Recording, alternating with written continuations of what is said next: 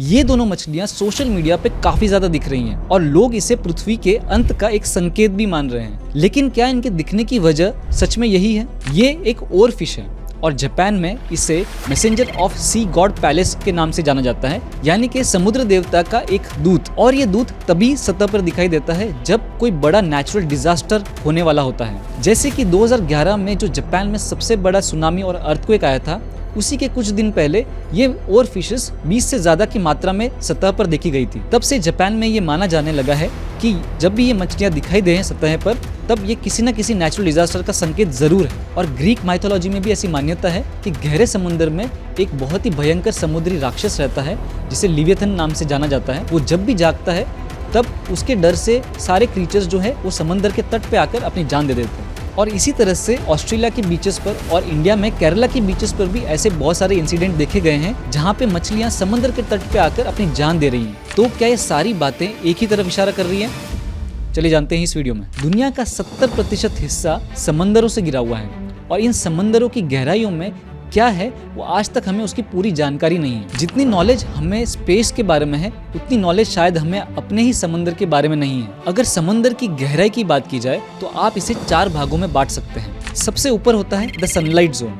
ये लगभग 200 मीटर की गहराई तक होता है एंड जितनी भी मैक्सिमम तरह की मछलियां आप जानते हैं या देखी होंगी वो इसी एरिया में रहती हैं। उसके बाद आता है द ट्वाइलाइट जोन, जो कि 200 मीटर से 1000 मीटर यानी 1 किलोमीटर तक डीप होता है। यहाँ पे आते आते जो रोशनी की मात्रा है वो काफी कम हो जाती है।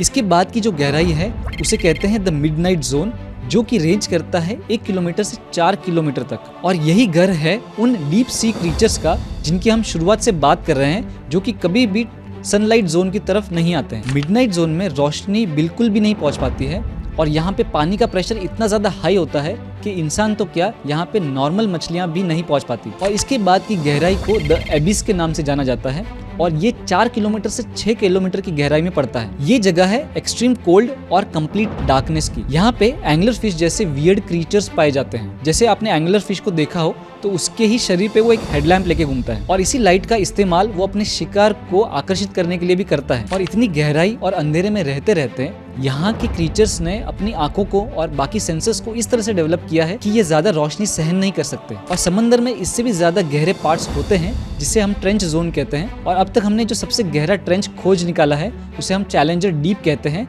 और वो 11 किलोमीटर अंदर तक गहरा है। इन सब से हमें एक चीज तो समझ में आ रही है कि ओर फिश और एंगलर फिश जैसे क्रीचर्स जब समंदर की गहराई में अडेप्ट कर चुके हैं तो उनको ऊपर आने की जरूरत ही क्या है, या फिर वो आई ही कैसे? साइंटिस्ट ने इसके बहुत सारे रीजंस बताए हैं, जिसमें से कुछ हैं चेंजेस इन टेम्परेचर, यानी कि पानी के तापमान में बदलाव होना, गहरे समंदर में शिकार की या फिर खाने की कमी होना, सबमरीन या पनडुब्बी से होने वाला नॉइस पोल्यूशन और वाटर पोल्यूशन से होने वाली बीमारियां और कंटामिनेशन भी एक बहुत बड़ा कारण हो सकती है। हम इंसान अपना सारा कचरा और मल मूत्र जो है वो समंदर में प्रवाहित कर देते हैं। और वाटर पोल्यूशन किसकी वजह से होता है ये तो मुझे बताने की शायद जरूरत तो नहीं है। हम सब इंसान मिलकर हर साल लगभग 5 करोड़ टन कचरा और मल मूत्र समुद्र में प्रवाहित कर देते हैं। ये कचरा समुद्रों को इस तरह दूषित कर रहा है कि जिस चैलेंजर डीप की मैंने बात की थी, जो कि 11 किलोमीटर नीचे है समंदर में, वहां पे भी प्लास्टिक की बैग पाई गई है। सो धरती के विनाश का संकेत इन मछलियों की जगह कहीं हम इंसान ही तो नहीं। और रही बात ओर फिश और एंगलर फिश के सतह पर आने की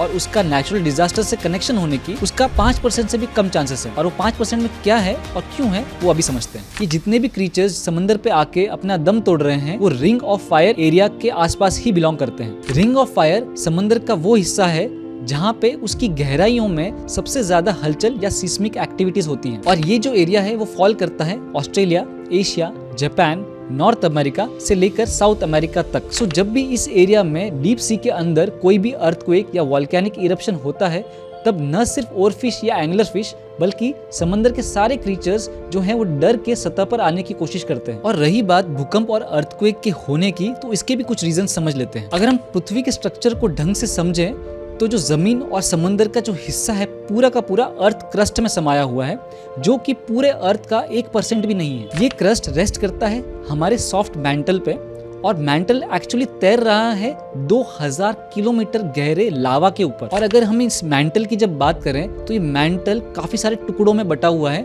जिसे हम प्लेट टेक्टोनिक्स कहते हैं। और प्लेट टेक्टोनिक्स एक्चुअली 7 मेजर और 7 माइनर हिस्सों में बटा हुआ है। और ये सारे प्लेट्स एक दूसरे से अटैच्ड हैं पर एक्चुअली चिपके हुए नहीं हैं, इसलिए इनमें घर्षणता और टकराव होना काफी ज्यादा संभव है। और अगर स्टैटिस्टिक्स की बात की जाए तो हर साल ये प्लेट्स 1.5 सेंटीमीटर से खिसकती रहती हैं। इनका जो टकराव है वो इतना भीषण होता है कि उसी से ही सारा वॉल्केनिक इरप्शंस और अर्थक्वेक आते हैं, और अर्थक्वेक की वजह से ही सुनामीज भी ऑकर होती हैं। इनसे हमें एक बात तो समझ में आ रही है कि इंसान का हमारे पृथ्वी के ऊपर ज्यादा कंट्रोल नहीं है, इसीलिए हम अर्थक्वेक और नेचुरल डिजास्टर्स को अवॉइड नहीं कर सकते। लेकिन एक चीज जो है वो हम 100% अवॉइड कर सकते हैं अगर हम साथ मिलकर कोशिश करें तो। जैसे केरला में आपने सारे फिशेस को सतह पर देखा, वो एक्चुअली किसी भूकंप या अर्थक्वेक की वजह से नहीं, बल्कि कंटेमिनेशन उसमें एक मेजर रोल प्ले करता है। अगर हम सब इंसान मिलकर ये कोशिश करें कि हम समंदर को कम से कम गंदा करें या फिर गंदगी ही कम से कम करें, तो इस पृथ्वी को हम काफी सालों तक बचा सकते हैं। सो इन बेजुबान जानवरों की बजाय